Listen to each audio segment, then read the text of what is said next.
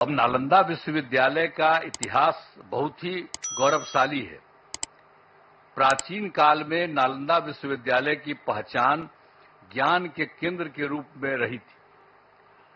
अब इस पुराने विश्वविद्यालय में करीब 10,000 छात्र पढ़ते थे और यहां पढ़ाने वाले भी शिक्षक जो थे 2,000 के करीब हुआ करते थे। यहां सिर्फ हमारे देश के ही नहीं, दुनिया के अनेक जगहों के लोग आकर यहां पर पढ़ते थे। यहां पर चाइना, जापान, तिब्बत, श्रीलंका और अन्य एशियाई देशों से छात्र पढ़ने आते थे। लेकिन दुर्भाग्यवश यह विश्वविद्यालय 1200 ईस्वी में नष्ट हो गया था। अब 2005 के 24 नवंबर से हम लोगों को काम करने का मौका मिला।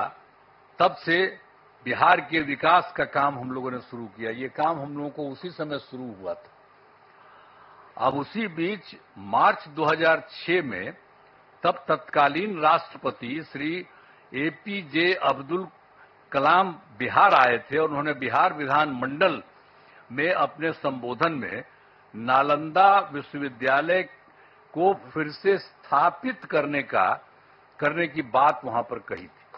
ये पहली बार वही व्यक्ति थे, वहां करके देख लिए थे और जब वहां पर आए थे हम लोगों के यहां उस समय थे और बाद में तो खैर वो रिटायर कर गए थे, लेकिन जब आए थे 6 में तो उन्होंने हम लोगों के विधान मंडल में, विधानसभा, विधान परिषद सब में उन्होंने एड्रेस किया था और उसमें ही उन्होंने ये बात कही थी कि नालंदा विश्वविद्यालय को फिर से स्थापित किया जाना चाहिए।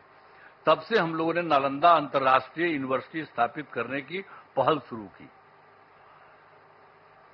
इस नए नालंदा विश्वविद्यालय को अंतर्राष्ट्रीय स्तर का बनाना था। इसके लिए हमने केंद्र सरकार से अनुरोध किया।